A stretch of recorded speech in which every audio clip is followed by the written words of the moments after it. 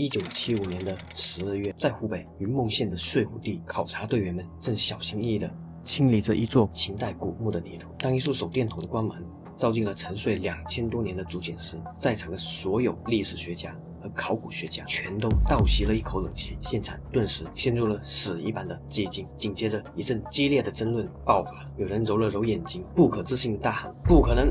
这绝对不可能！我们是不是看错了？”因为在那枚发黑的秦代竹简上，清清楚楚地写着关于12地支对应的动物，排在某个位置上的居然是一只跳跃的鹿。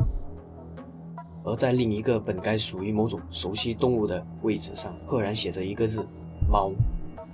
所有人都面面相觑，冷汗直流。如果这个记载是真的，那就意味着我们今天人人都有的生肖，在2000年前根本就不是现在这个样子。我们用了几千年的历史，居然隐藏着一个被彻底抹去的平行时空版本。Hello， 大家好，我是赫尔里。今天咱们来聊一个天天陪伴着你，你却可能一无所知，甚至差点被彻底改写的一类神秘文化12生肖。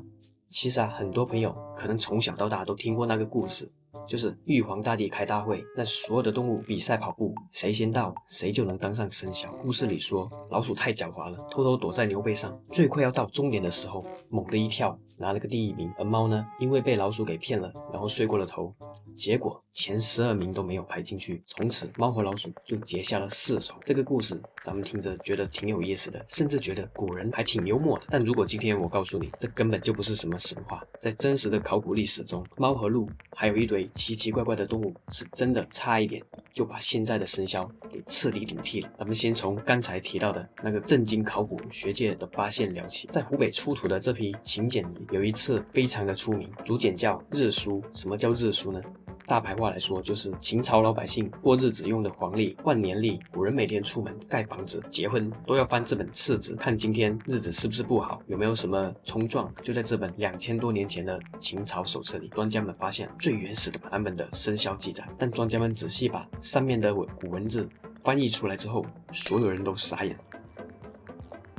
因为在这个秦代的版本里，虽然也有鼠、虎、兔，但到了后面竟然出现了午鹿也、未马也、戌老羊也。你看这里面居然出现了鹿，而且马和羊的顺序位置跟我们今天完全不一样。更让人觉得不可思议的是，在另外一处同样也是先秦时代的范马滩秦简，甚至还记录了午、猫也这样的日言。当时考古学家在地下看到这些文字的时候，心里的活动可以说是翻江倒海。因为在传统历史学界的认知里，家猫是从埃及通过丝绸之路慢慢传进中国的。汉代以前，中国应该没有这种真正意义上的驯化家猫，怎么可能在秦朝的竹简里就出现了猫这个生肖呢？这就引发了一场持续了几十年的学术大地震。专家们开始疯狂地查阅各种文献，互相反驳。有人说这可能不是家猫，而是当时野外的山猫或者猞猁。有人说这里的鹿可能代表着某种古老的图腾祭祀。但不管怎么争论，一个无可辩驳的事实摆在了所有人的面前。我们现在天天挂在嘴边的子鼠、丑牛、寅虎、卯兔，在历史上根本不是一开始就固定成这样子的，它经历过一场极其残酷的长达几百年的动物淘汰赛。那咱们就要好好的琢磨一下，古人到底为什么要搞出12生肖这个东西？真的是为了好玩吗？当然不是，在古代这绝对是一项极其硬核、极其高科技的时间管理工程。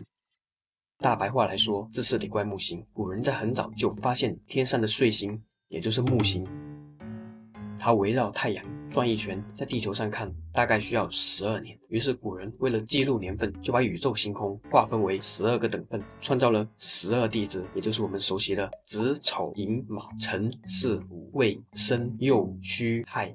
但是这12个字太抽象，你想想看，在2000多年前，绝大多数老百姓是根本不认字的。你跟一个面朝黄土背朝天的农民去讲什么今天是吉阳之午年，明年是阴气之未年，农民大哥听了绝对是一脸蒙圈，根本记不住。为了解决这个历法普及的超级大难题，古代的智者们想出了一个绝妙的办法。既然大家都不认识字，但大家天天都能看得到动物啊，那干脆用12种动物来代替这12个晦涩难懂的地支。只要记住今年是牛年，明年是虎年，连3岁小孩都不会记错。这就是生肖诞生最原始的底层逻辑。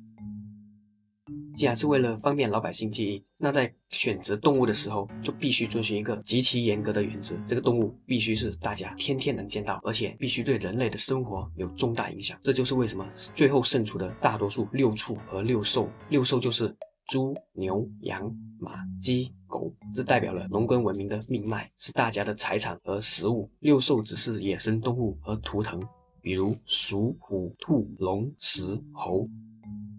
那我们现在回头再来看看，如果当年真的选了鹿和猫，人类的生肖时会变成了怎么样呢？咱们先说这个鹿，在秦简里5对应的是鹿，而在我们今天的生肖里，5对应的是马。如果当年鹿没有被马淘汰掉，我们今天就不会说千里马，可能会变成千里鹿。我们形容一个人精力充沛，也不会说他龙马精神，得说他龙鹿精神。你想想那个画面是不是瞬间觉得有点出戏了？那为什么最后鹿被淘汰，马胜出了呢？这就是古人极其务实而智慧的地方。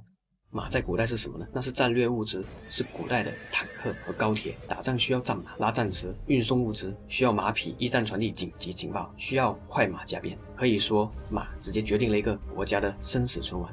而鹿呢？虽然鹿在古代代表了吉祥，代表了野外的财富，但它毕竟是野生动物，很难被大规模驯化成战略工具。随着农耕文明和战争规模的扩大，马在古人生活中的重要性直接开挂式的超越了鹿。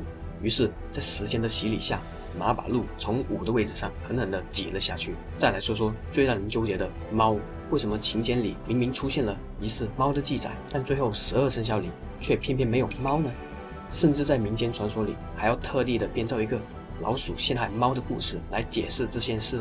这里面其实隐藏着一个关于生化驯物和农耕文明的巨大秘密。有一种非常硬核的解释是，在12生肖最终定型的东汉时期，中国本土的猫还没有完成真正的驯化，当时所谓的猫大概率是野生的狸猫或者是山猫。这个小家伙虽然也会抓老鼠，但脾气非常的古怪，根本就不听人类的话，白天躲在深山老林，晚上就出来偷个鸡什么的。对古人来说，更像是一种祸害，而不像狗那样的忠诚的伙伴。与此同时，老鼠在古人生活里的存在感实在是太强。虽然老鼠招人恨，但它和人类的农耕文明是绑定在一起的，哪里有粮食，哪里就有老鼠。古人发现了一个很神奇的现象，如果这一年老鼠特别多，甚至老鼠在仓库疯狂打洞，虽然损失了粮食，但也从侧面说明这一年是超级大丰收，家里的粮食多到吃不完。所以在很多远古神话里，老鼠甚至被当成一种带来源源不断财富的子神。更绝的是，古人把动物选进这个生肖，还有一个隐藏极深的角子定律。这属于古代阴阳学说的巅峰应用。古人认为世界分阴阳，奇数为阳，偶数为阴。在给生肖排序的时候，他们发现了一个非常有规律的现象，凡是角子奇数的动物都排在阳位，角子在偶数的动物都排在了阴位。比如牛的蹄子分2半是偶数，所以牛是阴；老虎的脚爪是5个角子是奇数，所以虎是阳；兔子的脚趾是4个偶数，所以兔是阴；龙在传说中是5爪奇数，所以龙是阳；蛇没有脚，但是它的舌头分2叉，所以算偶数，所以蛇是阴；马是单蹄奇数，所以马是阳；羊蹄分2半偶数，所以羊是阴；猴子是5个手指奇数，猴是阳；鸡是4个爪子偶数，鸡是阴；狗是5个脚趾奇数，狗是阳；猪的蹄子分4半偶数，猪是阴。你看这套系统是不是完美的让人害怕？但是里面有一个最大的 bug， 那就是老鼠。老鼠排在第1位，也就是子时。子时是什么时候呢？是晚上11点到凌晨1点。这可不是一个普通的时间段，这是昨天的终点，也是明天的起点，是天地间阴阳交替的最关键时刻。那么在这个最特殊的时时刻刻，必须得找一个同时具备阴和阳特征的怪胎动物来镇场子。古人把老鼠抓起来仔细一看，直接就惊呆了。老鼠的前脚是4个脚趾，后脚却是5个脚趾。一只小小的老鼠身上，居然同时完美的融合了阴和阳，前脚走在昨夜的阴里，后脚迈进了明朝的阳里，这简直就是天生为了子时和阴阳交替诞生的神物。所以老鼠直接以无可争议的身体结构优势，直接保送了生肖的第1宝座。如果当年换成猫呢？猫的前后脚趾分布和老鼠的不一样，它根本就没办法满足古人对天地阴阳交替的那种近乎强迫症一样的直学崇拜。所以不管是从实用价值、驯化程度，还是这种神秘的脚趾阴阳学来看，猫在当年那场残酷的大选中注定是要落选。听到这里，你可能觉得这帮古人也太厉害了吧，居然能把动物的习性、脚趾数量还有天上的星星完美的结合在了一起，这真的只是古代农民的经验总结吗？其实如果咱们把视线放得更广一点，你就会发现一个更让人细思极恐的现象：12生肖绝对不是中国独有的发明。如果你去查阅世界各大古文明的历法，你会发现一个惊人的巧合：在埃及，他们的生肖里有猫、有红头野牛、有鳄鱼、有蛇，还有狮子。在印度里，他们的12生肖几乎跟中国的一模一样，唯一的区别是他们把龙换成了纳迦，把鸡换成了金翅鸟，甚至在遥远的巴比伦、希腊都有类似的12兽纪年，或者是黄道12宫对应的动物。为什么在全球各个完全隔离的古文明里，大家不约而同地选择了用12种动物来代表时间，而这里面重复率最高的动物居然都有蛇、牛、虎、马这些生物呢？这到底是因为人类对木星12年周期的观察达成了一致，还是在冥冥之中有一个我们根本不知道的史前超高级文明，在教化全球不同地区的人类时，统一留下了这套高维度的时间加密算法？如果当年秦代竹节没有被埋入地下，如果当时楚地或秦地的鹿版生肖和猫版生肖最终成为了全国统一的标准，那么我们今天整个东亚文化圈的民俗、神话，甚至是每一个人的性格、心理暗示，都将被彻底改写。你会发现，历史往往就取决于那几个微小的历史切片和古人的趋势。最后，咱们再来看一个很有意思的细节：东汉时期，王充在写《论衡》的时候，把12生肖彻底定型了下来。从那以后，2000年这个顺序再也没有变过。古人用了几百年的时间去调整测试，把鹿换成了马，把猫剔除出去，把老鼠抬上神坛。这背后折射出的其实是人类文明从原始的野外狩猎，一步步走向高度严密的农耕社会、佛家机器以及深奥的哲学体系的过程。12生肖的每一次变动，都是人类在和自然界重新签订契约。所以啊，下次要是有人再问你属什么的，你可千万别觉得这只是简单的迷信或者符号。你身上带着这个生肖，是2000年前无数古代先贤、科学家、哲学家对着浩瀚的星空，数着动物的脚趾，经历了一场差点把猫和鹿放进来的惊险博弈之后，最终为你挑选出来的宇宙密码。好了，今天的故事就聊到这里。感兴趣的话，记得点赞、订阅、关注，欢迎在评论区留言讨论。咱们下期再见，拜拜。